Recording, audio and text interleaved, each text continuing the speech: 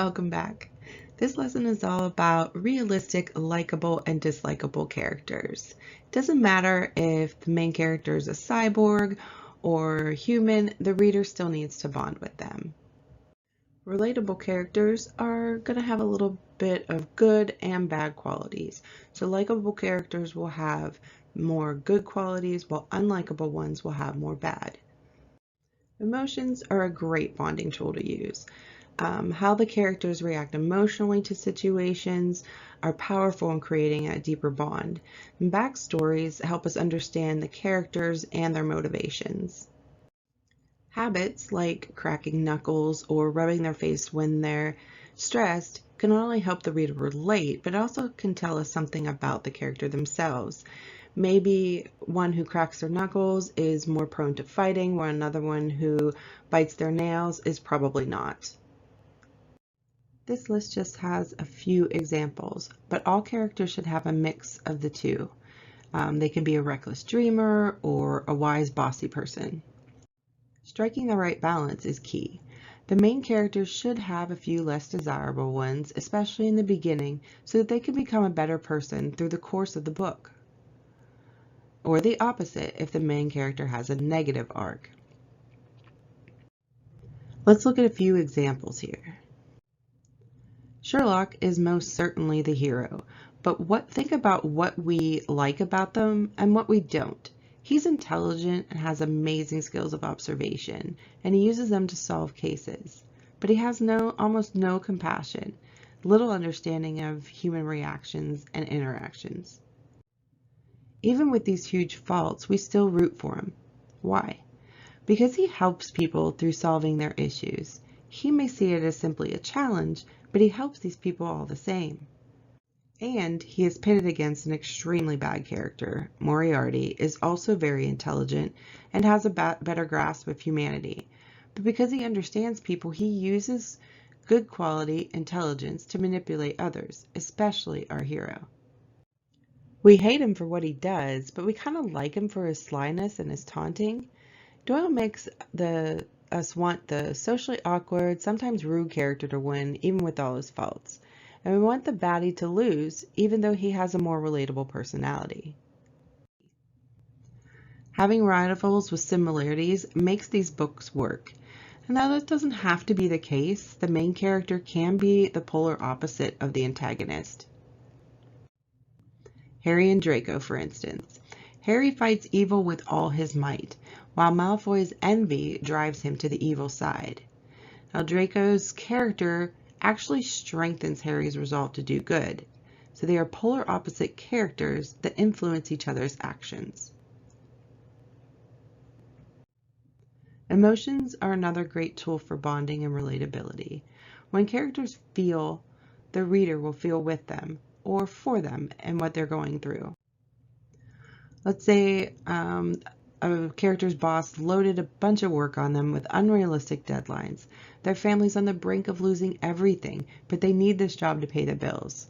Well, we can relate to this situation because we've probably been in a job that we didn't particularly like. However, adding emotional responses will create a deeper bond. This character is angry at her boss and the situation she's in. She is stressed. She feels trapped. So on her way home, she's taking long, hard strides. Her hands are clenched on the handles of her briefcase and purse. Anger turns to despair and she begins to cry. Not only from feeling stuck, but that she knows she needs to put on that brave face when she gets home. Through her physical responses and her emotions, we can understand her better and empathize with her. So let's take a look at another example, getting our hearts broken. I don't love you anymore. The air rushed out of Emily's lungs. It couldn't have been worse if Lance had punched through her skin and yanked out a vital organ. Her legs weakened. She let the couch cushion her fall. She wanted to say something, anything, but she was paralyzed, unable to even swallow. She felt a hole inside her, could see it, dark and empty. It pulled at her. One tear escaped her before she curled into a ball and held the pillow to her chest and let the hole encompass her. So those of us who have had our hearts broken can probably relate to Emily. Possibly those who haven't can now imagine what it feels like through our description. It's Emily's emotions that help strengthen the bond between her and the reader. Now, even the lack of emotional response is understandable in certain circumstances. When there's a reason for the character's lack of emotion for things that might cause us trauma, like murdering people, it becomes relatable. This is where their backstory helps us bond with them. John Wick lost his emotions about murder over time because it was his job. The bonding we experience to him is through his backstory, the grief from his wife dying, and the killing of the last gift given to him by her, his cute little puppy. These insights help us understand the character and their motivations. Let's look at one more example.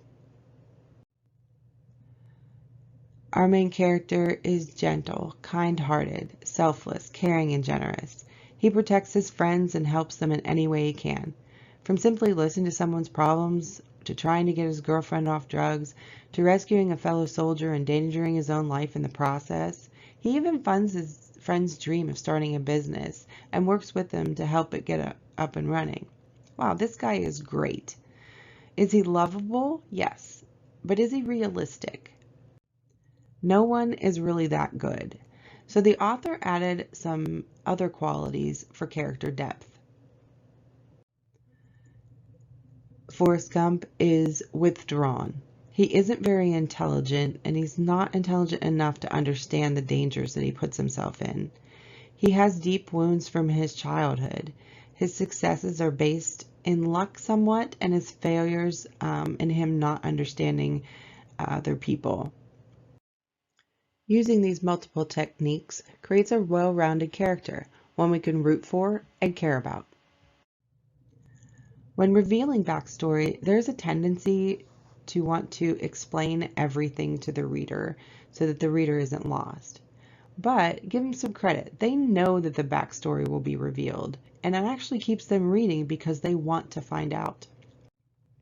Readers love to guess and come up with things on their own until they are told the truth. So giving the reader little bits of information at a time hits their expectations more than just explaining everything. The backstory is usually revealed in the first few chapters or the first part of the book. Here's an example of showing backstory through dialogue. Marie blew on her coffee. Jackson said you were deep into the case before this one came up. I haven't given up on catching the gray man yet. He's been eluding me for 3 years, taunting us with letters and gifts. So this basic example lets the reader in on some things that went on in the character's life prior to this story. Now, when we're assessing this, we want to make sure that this little bit of information either affects their actions or their outlook, or possibly comes up later and pushes the character further. Backstory through other characters. I know Kat, Jan pointed at her with her coffee. She's been hiding from the world ever since Sam, rest his soul. What was that, 5 years ago? It's time she gets back into the world. So this example lets the reader in on a few facts without revealing many details. The reader will want to know who Sam is, how they died, and how and why Kat's been hiding. It's understandable for her to withdraw from the world a bit after someone so close to her has passed. Giving this little tidbit helps the reader relate through their past and understand more about what shaped the way they are now. One more technique to create realistic characters is habits. Biting their nails, rubbing their face, scratching their heads, or playing with their hair.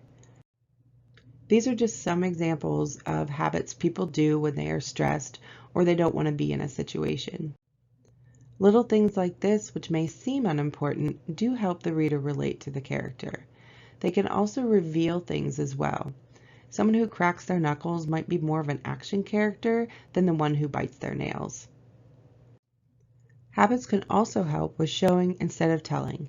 If the character gets bad news and scrubs their hand on the top of their head, this can be a setup for later when the character does this action in what may not be an obviously stressful situation.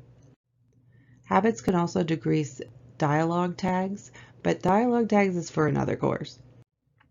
When editing, assess the likability and dislikability of each character. Do they need more good qualities or bad qualities to get the balance right?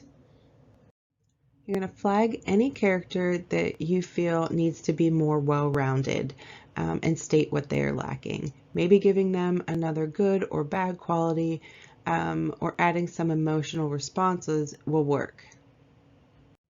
If you find places where there are long sections of backstory, for example, more than one paragraph, note that and look for places that you can put it back in through actions, conversations, flashbacks, or even internal dialogue.